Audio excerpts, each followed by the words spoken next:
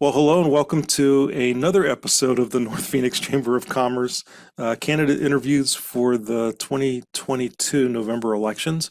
I am blessed and grateful to be spending a few minutes here today with Judy Schwiebert.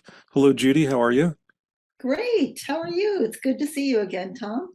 I'm doing wonderful. Likewise, great seeing you. Judy is running for Legislative District 2, House of Representatives position. She has had this seat for 2 years already, so this is exciting to see Judy coming back around, and hopefully she wins the seat and gets another 2 years in this position. So we are asking all of the candidates the same set of 4 questions. This is all very business centric. The intent is to help our business community make informed decisions about the candidates and the positions that in the positions you're running for and your position on helping the small business community in particular, which happens to be my audience here at the Chamber of Commerce. Um, so the first question I'd like to start out with you, Judy, is can you tell me what differentiates you from your opponent, and especially from a business perspective, if you have something in particular around the business side? Okay. Thank you so much, Tom, for having me today. And thank you, everybody who's watching. I know that our local businesses are just a vital part of our neighborhoods. You all help create a stable community where all of us can thrive. And voters really have a very clear choice in this election, whether to vote for my opponent, who is an extremist who's focused on attacks that divide us, or me, who has a record of building partnerships and working together to address the very real and urgent issues that businesses and consumers are facing right now. My opponents focus on attacking our freedom to vote and undermining confidence in our democracy, on cutting the already insufficient public education funding in our state, ignoring the very real threat of the water shortage crisis that we face, and really stoking the culture wars that divide us. On the other hand, I have a record of working together on solutions with lots of Arizona stakeholders, including business leaders, educators, law enforcement, to address the real issues like ensuring all Arizona schools have quality teachers and principals, making housing and healthcare more affordable, securing our short and long-term water supply, and also just keeping our communities safe and thriving, which I know is vital for all of you as business people and leaders in our community. Hmm. Yeah, absolutely. Very true. Very true. So along those lines, then, to your approach for the things that you're campaigning on this cycle, do you have any plans legislatively uh, for things that maybe you want, maybe some ideas for some bills or something coming up this next session that you may want to see that will impact the business community, especially the businesses within your district? Either legislation that you're maybe considering proposing or something you want to repeal, maybe some old legislation that you'd like to see changed. Is there anything in particular around that? Thanks, Tom. Yeah, actually, I've got quite a list going of legislation that I'd like to propose, that I will propose this year. Um, First of all, I know that you all as business people really depend on a strong educated workforce. And in fact, as a state, one of our primary responsibilities is to make sure that every student gets a great education and is ready to enter our workforce. And we need to do better in Arizona. To that end, for example, I'll just speak briefly. Last year, I sponsored legislation that would provide investment in our community colleges co-enrollment programs that will help allow 700,000 Arizonans who do not yet have a high school diploma to lift themselves up by their bootstraps to not only get a GED at a community college, but at the same time earn some kind of industry credential, Hmm. whether that's in automotive technology or drafting or accounting or healthcare or business, or any other fields. So I'm really proud that we got that across the finish line and actually got that into the budget. Oh, absolutely. Yeah. In addition to that, though, you may have seen that we did get an additional big amount of money in a bipartisan budget this last year for public education. And yet we still have issues. I mean, despite these recent gains, Arizona still ranks in the national basement when it comes to K-12 education. And we're facing a teacher shortage crisis as a result. Almost a third of our students don't have a permanent qualified teacher in their classroom, which is not only a disaster for those kids and their families, but I think it's a disaster for all of you as well, as people are Right. waiting on the other side of education to have a strong educated workforce. So this year, some of the bills that I will be proposing will be, first of all, to lift the 1980 era spending cap on how much school districts can spend. Even with the additional amount the legislature provided this last year, we still cannot, schools still cannot spend it all because of that antiquated spending cap. So before we do anything else, we have to address that. We also need to make sure that we are attracting high quality teachers and principals. We should be increasing the teacher and staff salaries to the national median, which, as Katie Hobbs is proposing, is about $14,000 a year. We also need to reduce class sizes. That's a big part of what's driving teachers out of the classroom. There are 56,000 people with valid teaching certificates who are no longer in the classroom because of low salaries and because of the largest class sizes in the nation. So we need to bring those class sizes down. And we need to deliver the long promised capital funding to schools that the state has owed them. And if we will resolve that, we can avoid a lot of legal fees, because right now there are several associations and parent groups that are have a lawsuit against the state for over $4.5 billion in money that the state owes for that was promised to those school districts. I also will run a bill to invest in full-day kindergarten and move toward universal preschool, which I think will not only give students a strong foundation and help them be successful throughout their lives, but also will provide more possibilities for you all to employ people because they have childcare during the day.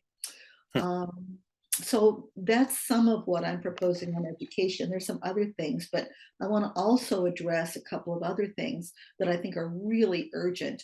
One of the main things that I hear from people in our community is the problem with the homeless situation, and so many people who are out on the streets. I'm already meeting with a variety of stakeholders to talk about what is the best way to address it. Because to me, a big part of why this is happening is because Arizona for the last 15 years has not been adequately addressing mental health, has not Right. been adequately addressing making sure that every child gets a great education, and addressing the substance abuse problem. Yep. So now we've got all these people on the streets. I am going to be attending an Arizona town hall. It's a nonpartisan organization, November 14th through 16th, on mental health, substance use, and homelessness. And I'll put that, a link to that in the chat here in case anybody else is interested in learning more about it. I just put it in there. Got it. Thank you. Yeah. And I've also already met with Teros. I'll meet with Valleywise. I'll meet with Cass and St. Vincent de Paul, the state homeless coordination people. And you know what? My door is always open to all of you. I welcome the opportunity to work together with you as the business owners and leaders in our community to help address this really terrible problem. Yeah, it's affecting all of us. And being homeless is not a crime. People need to remember that.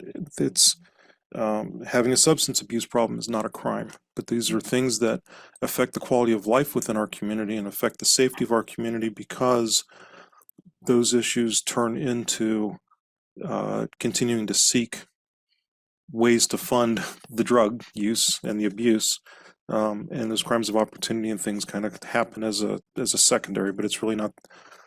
They're not born criminals; they're born addicts and chasing an addiction. Mhm. So if we can solve the mental health issues, I think we can have a big impact on the quality of life within the community in general.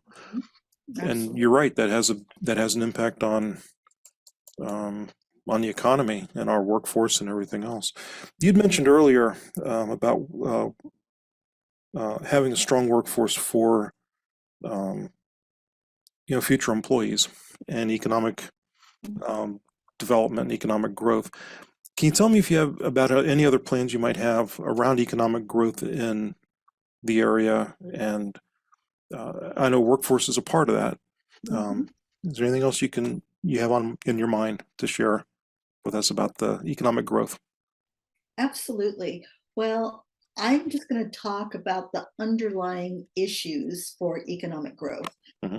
To me, right now, Arizona faces a couple of huge crises, and there's no greater crisis than the water crisis that we face right Right. now Hmm. with, Lake Mead and Lake Powell at record low levels. The Colorado River may be moving down to a trickle. Hmm. Um, and we need to address this now, because without water, our economy dries up, right? And Yeah. pun intended, right? So anyway, we want to make sure that we're really doing things right now. So far, my opponents have only supported a pipeline to Mexico, to a desalination plant. And I think it's a good idea to augment our water supply. But I also know that that's going to take 15 years to build, and it's going to quadruple the cost of water, of bringing water here.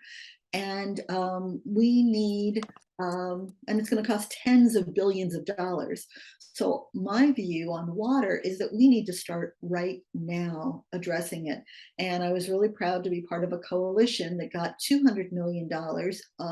In addition to the 1 billion for augmentation, we got 200 million for water conservation. We need to be serious about it, and we need to work together with stakeholders again to build those partnerships. One thing that I think folks probably know is that agriculture uses about 80% of our water supply. Hmm. And I'm not down on agriculture at all. We need agriculture, we need them. But there are also more water efficient ways to water our crops rather than flood irrigation, which has been the way that farmers traditionally grow our crops. There is more advanced technology that would allow them to use drip irrigation, and that could save as much as 70% of the water that they use. But it's expensive. And I think that the state needs to have some skin in the game, because we have a responsibility to everybody in our state to make sure we have a continuing water supply. Yep. But we need to talk with others too. We need to make sure that our consumers as well as businesses are using water in smart ways, whether that's making sure that we're using desert landscaping, or um, turning off the water when we're brushing our teeth. Hmm. So a lot has to do with working together with our cities rather than preempting our cities, but working together with our cities to support their efforts to make sure that we're conserving water. The other really big piece that I know we're all feeling right now is the affordable housing crisis, which I think Hmm. has a huge economic impact on all of us. Your employees need affordable places to live. And I saw just today in the Arizona Mirror, they report the rent in Phoenix, the metropolitan Phoenix area, has increased 80% between 2016 and 2021, whereas incomes increased just 22%. Hmm. And I know that a big part of that increase has to do with out of state investors coming in and buying up swaths of properties and raising rents. Well, I think it's time to take our state back, Mhm. have Arizonans be the primary drivers of rents. And because we're getting price gouged to death by these big multinational corporations in so many ways, whether we're talking about gas prices or rents or Mhm. prices or whatever.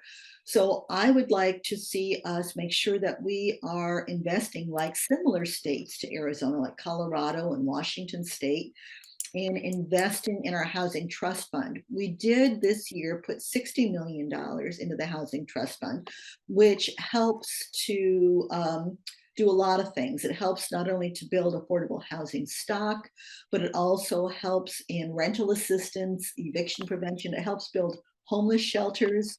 Um, and I believe that we should be investing 100 million like the other states are, because we are really at a crisis point here.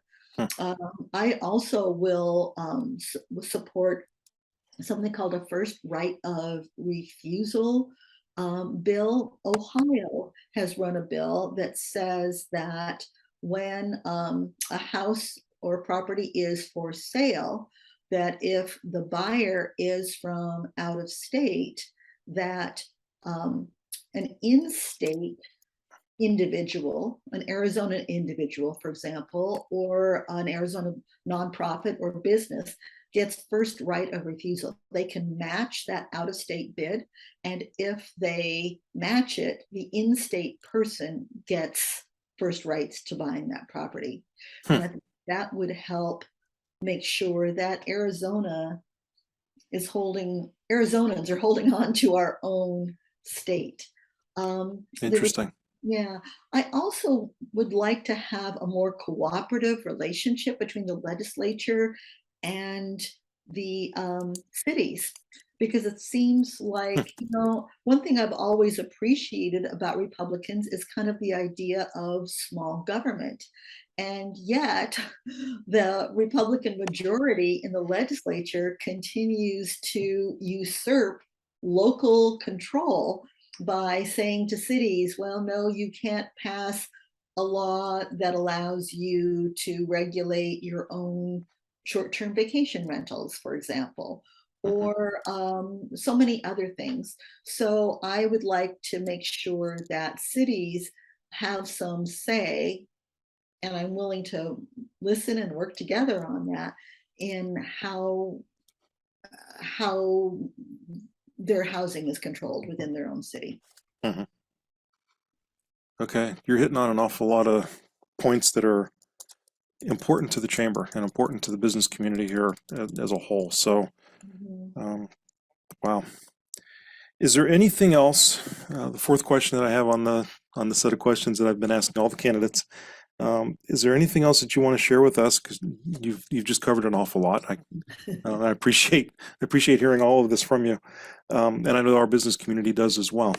Um, is there anything else you want to bring up? Maybe why the business owners should be supporting your candidacy this year?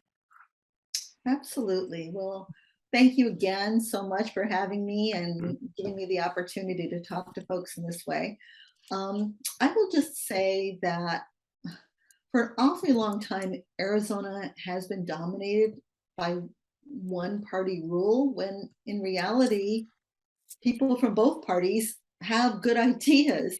Mhm. Um, but right now, the current one seat Republican majority, very sadly, has been held hostage by extremists who prefer just pointing fingers at people and waging culture wars, against teachers and election workers and others.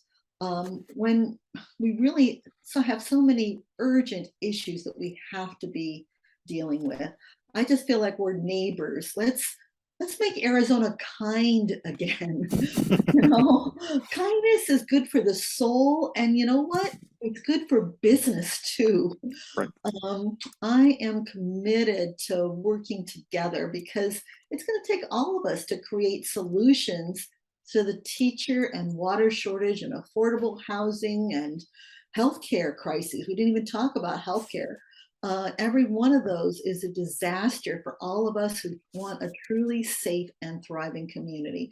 We all deserve the opportunity to live free and to thrive. And I hope you'll vote for me because I'm committed to working together to preserve our freedom and support our local economy by building world-class schools, by making housing and healthcare more affordable, and securing our water future. And my door will always be open to you. I hope you will come to me with your ideas and your thoughts because I'm listening. I appreciate that, Judy. Just a fifth question. Is there, I don't want to surprise you, catch you off guard.